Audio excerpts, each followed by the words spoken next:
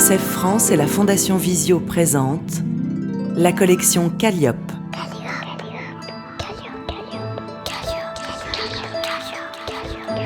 Des livres pour tous les enfants, y compris aveugles ou malvoyants. Chut, écoute. Du vent dans la tête. Texte Marjolaine Nadal. Illustration Marianne Pasquet. Édition Voce Verso.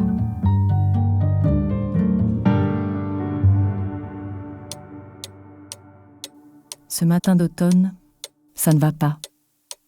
Dans sa maison, une petite fille est recroquevillée sur elle-même, l'air triste. Une horloge indique 7h10. Une épaisse fumée noire s'échappe par la cheminée, sur le toit en tuiles. Au réveil, je m'étire dans tous les sens, mais il n'y a rien à faire. Je me sens comme une sardine trop serrée dans sa boîte, comme un pull en laine passé à la machine ou une tomate oubliée au soleil. Ça me serre, ça me pèse, ça me rabougrine. Alors vite, je me glisse dans mes baskets. J'attrape ma gourde, une pomme, et je file. La fillette traverse une forêt où s'élèvent de grands arbres aux branches dénudées. Elle a des cheveux noirs coupés au carré avec une raie sur le côté, le teint pâle, des yeux tristes. Elle porte un joli blouson jaune orné de fleurs, un pantalon, des baskets montantes et une grosse écharpe en laine. Sac sur le dos, elle escalade une pente raide en montant sur des rochers. Ses pommettes se colorent, un sourire se dessine sur ses lèvres. La montagne, elle est juste à côté. Je grimpe à toute vitesse, je cours presque. Je veux sentir le vent froid qui me brûle la gorge. Arriver tout en haut, vite, plus vite. Je fais la course avec les oiseaux. Chayo, chayo. Je crie ces mots presque magiques dans le vent. Ils viennent des plus hautes montagnes de la Terre. Là-bas, dans l'Himalaya, quand on arrive au sommet du chemin, au passage du col, on les crie fort, plein d'énergie, pour exprimer sa joie d'être en haut du monde, pour lancer ses prières au vent, ses souhaits aux nuages, ses peines aux oiseaux. Que c'est bon, tout cet air! Au sommet, la fillette ferme les yeux et écarte grand les bras. Le vent s'engouffre dans ses cheveux et tourbillonne autour d'elle. Des feuilles voltigent dans les airs. Je respire à grandes bouffées. Je me remplis, je me gonfle. Je touche le ciel. Doucement, ça va mieux. Je m'assois. Je regarde autour. Je croque ma pomme. Je sens la caresse du vent. Il m'aère la tête. Il emporte toute ma grisaille.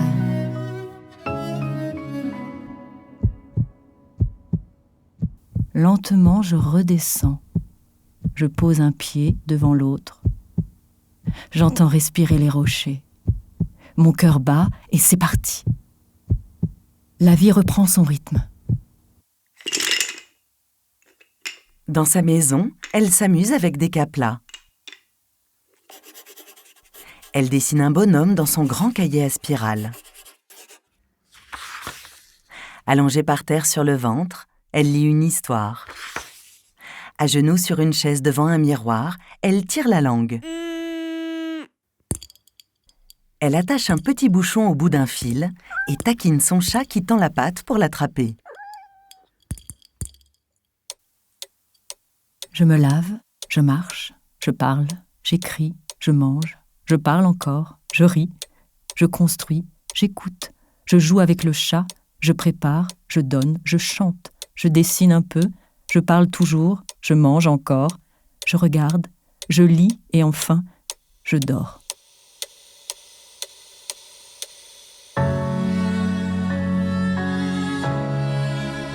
Nuit étoilée,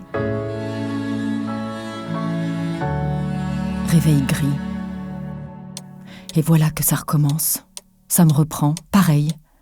Je me sens toute pliée, toute coincée, comme dans une boîte à chaussures. Une chemise trop serrée qui m'empêche de respirer. J'étouffe. Il faut que j'arrive à ouvrir les fenêtres de mon cœur, de ma tête, de mon corps. Alors rebelote, basket, sac à dos et zou. Je file courir sur le sentier qui grimpe, encore plus haut, encore plus vite. Chayo, Chayo! Assise sur un rocher tout en haut de la montagne, elle ferme les yeux et sourit, le visage détendu. Posé à côté d'elle, son sac avec sa gourde et son écharpe en laine. Je respire à plein poumon, le grand vent du sommet. Je regarde loin. Je vois de l'autre côté du monde et je me sens bien. Encore une fois, je redescends plus tranquillement. Mais tous les matins, c'est pareil. Alors non, ça ne va pas. Des gribouillis tout noirs ont envahi son corps des pieds à la tête. Je ne peux pas courir chaque jour gris en haut de la montagne. Comment garder un petit ventilateur dans la tête ? Comment chasser ces nuages qui me remplissent quand l'air de la montagne est trop loin ? Aujourd'hui, j'ai le temps. Je vais monter doucement. Un pied, puis l'autre. J'écoute les arbres. J'essaie d'entendre les secrets qu'ils murmurent. Dans la forêt, elle se serre contre un arbre et lui fait un câlin, les yeux fermés. Perchés sur des branches, des petits oiseaux jaunes au bec pointu l'observent. Quelques feuilles d'automne aux couleurs dorées persistent encore. J'écoute et je marche.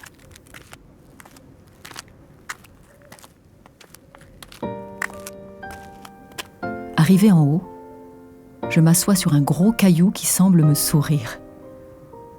Alors je me souviens. Je me souviens de ce sac magique qui gardait des bisous. Il n'était jamais vide. Et quand j'avais un petit coup de blues, que je me sentais toute triste ou toute vide, je l'ouvrais et un petit bisou se glissait dans mon cou. Tout chaud, tout doux, juste ce qu'il fallait. Tout à coup, je bouillonne, je pétille, j'ai des ressorts sous les pieds. C'est ça, voilà l'idée que je cherchais. Un sac à grand vent. Arrivée à la maison, je suis toute excitée. Je sors ma petite machine à coudre, c'est Mémé qui m'a appris. Je prends une paire de ciseaux et je choisis un joli morceau de tissu de ma collection, jaune avec des petites fleurs. Ensuite, je dessine le patron, puis c'est simple, je découpe, je plie ici et zioup, une couture, je retourne, zioup, une autre couture autour, et pour finir, un joli bouton. Le voilà, le sac à grand vent.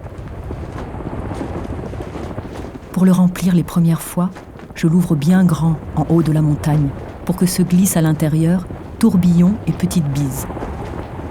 Elle se met sur la pointe des pieds et tend son sac à grand vent vers le ciel. Au sol, de petits monticules de pierre. Dans les airs, des petits drapeaux de prière sont suspendus sur une cordelette. Le vent souffle sur les mots magiques imprimés dessus. Jour de tempête ou jour de calme. J'y mets du vent d'automne qui fait tomber les feuilles, du vent sec qui saisit les jours bleus d'hiver, du vent chaud des plages d'été, du vent qui gronde, qui câline, qui m'agite, qui m'habite, qui m'apaise, qui s'apaise. Du vent. Beaucoup de vent.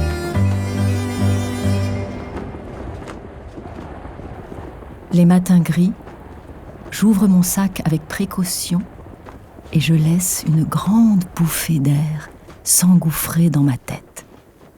Mon corps se remplit, mon cœur s'apaise. Voilà mon secret, mon trésor. Il est toujours là, bien au chaud au fond de ma poche. Aujourd'hui, un nuage gris s'est faufilé derrière mes paupières. Sans rien toucher, un petit vent intérieur a soufflé, doucement, et le nuage est parti. C'est drôle, mon sac est pourtant resté bien fermé, je ne l'ai pas touché. Comme par magie, la grisaille a filé, s'est envolée.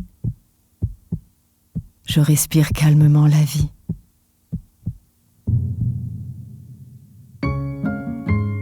Une audiodescription écrite et interprétée par Dune Cherville, avec la voix de Marie Desgranges. Création sonore, Christophe Touzalin. Pour UNICEF France, dans le cadre de son prix UNICEF de littérature jeunesse 2021. Et pour la Fondation Visio, qui vient en aide aux enfants et adultes déficients visuels. Pour fabriquer le sac à grand vent, téléchargez le patron sur notre site www.voceverso.com.